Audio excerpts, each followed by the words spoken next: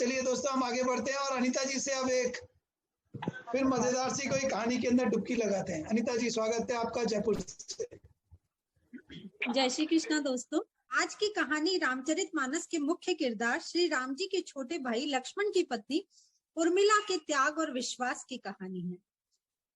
चलते हैं हम राम रावण के उस युद्ध में जहां आज लक्ष्मण जी का युद्ध मेघनाथ के साथ हुआ और मेघनाथ ने शक्ति बाण मारा और लक्ष्मण जी मूर्छित होकर धरती पर गिर पड़े। पूरी वानर सेना में हाहाकार मच गया। राम जी अपने छोटे भाई को सिर गोद में लेकर विलाप करने लगे और अपना धीरज खो बैठे कि मैं माँ सुमित्रा को क्या जवाब दूंगा, मुझे सीता चाहिए ही नहीं।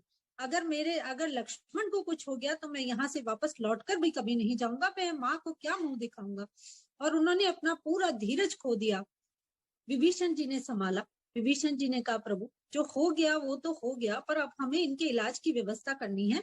तो लंका में सुषेण वैद्य है, तो क्यों ना हम हनुमान जी को भेजे कि वो सुषेण वैद्य को लेकर आ जाएं और हम उनका उपचार करा पाए।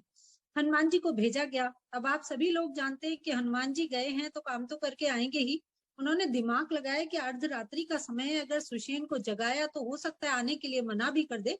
तो सबसे पहले उन्होंने उसका घर सहित उखाड़ा और घर ही लेकर आ गए सीधा। हनुमान जी की एक्सपर्टी है। उन्होंने पर्वत बाद में उखाड़ा था, ये घर पहले ही उखाड़ लिया था और सुषेण वैद्य को घर सहित उठाकर विभीषण जी के सामने लाकर खड़ा कर दिया। विभीषण जी ने विनती की कि सुषेण तुम्हें लक्ष्मण जी के प्राण बचाने होंगे। सुषेण ने पहले तो आनाकानी करी, पर धर्म युद्ध की बात सुनकर उन्होंने कहा कि इनके लिए संजीवनी बूटी चाहिएगी और सूर्योदय से पहले वो बूटी लेकर आनी होगी। अगर सूर्योदय से पहले बूटी नहीं आई तो इनके प्राण नहीं बचेंगे।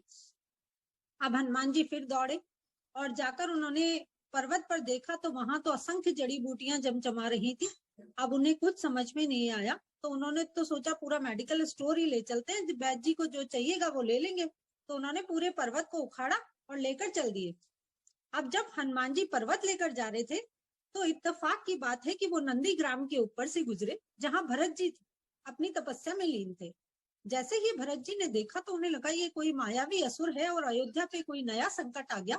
उन्होंने तुरंत एक बाण मारा और हनुमान जी हे राम कहते हुए धरती पर आकर, हनुमान जी गिरे तो नहीं क्योंकि शक्ति के प्रतीक थे, तो सिर्फ घुटनों के बल बैठ गए। हे राम करके उन्होंने अपने हृदय पर हाथ लगा लिया।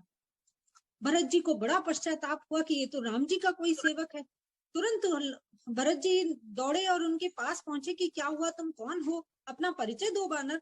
तो उन्होंने बोला कि मैं हनुमान जी हूँ और राम जी का दूत हूँ।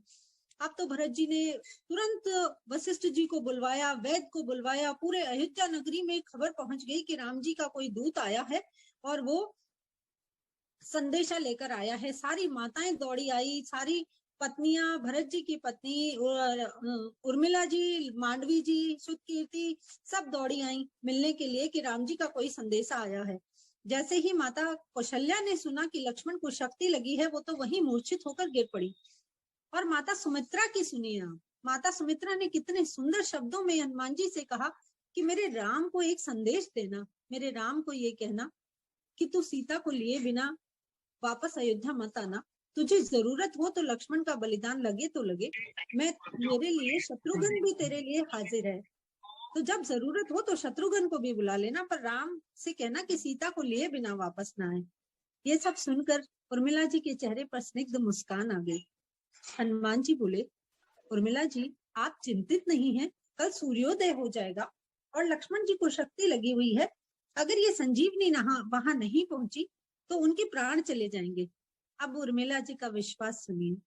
उर्मिला जी ने कहा, हनुमान जी आप चाहें तो अयोध्या में 2-4 दिन विश्राम कर लीजिए, ये उर्मिला का वादा है कि सूर्यदेव नहीं निकलेंगे।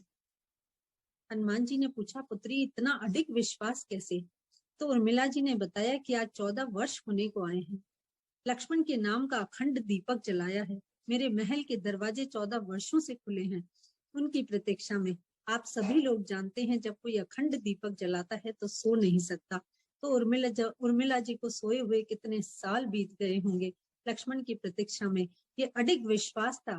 तो उन्होंने हनुमान जी से कहा, क्या सूर्य देव एक सती का इतना भी मान नहीं रखेंगे कि मेरे कहने से 2-4 दिन ना निकले? ये मान, ये मर्यादाएं, ये उस कुल की रीति थी और ये अयोध्या थी जो राम राज्य कहलाया। इसीलिए उर्मिला जी का त्याग और विश्वास बहुत बड़ा था दोस्तों। अद्भुत अद्भुत। बाप रे बाप, ओ माय गॉड। अनीता जी, आप काल से लेकर आते हो और क्या स्टाइल से सुनाते हो। अब तौलिया वोलिया रख के बैठना पड़ेगा हमको आसपास। मेरे को विश्वास है सभी की आंखें अंत में तो आप भावुक हो गए बिल्कुल, इसमें कोई सर बहुत बढ़िया सुनाया।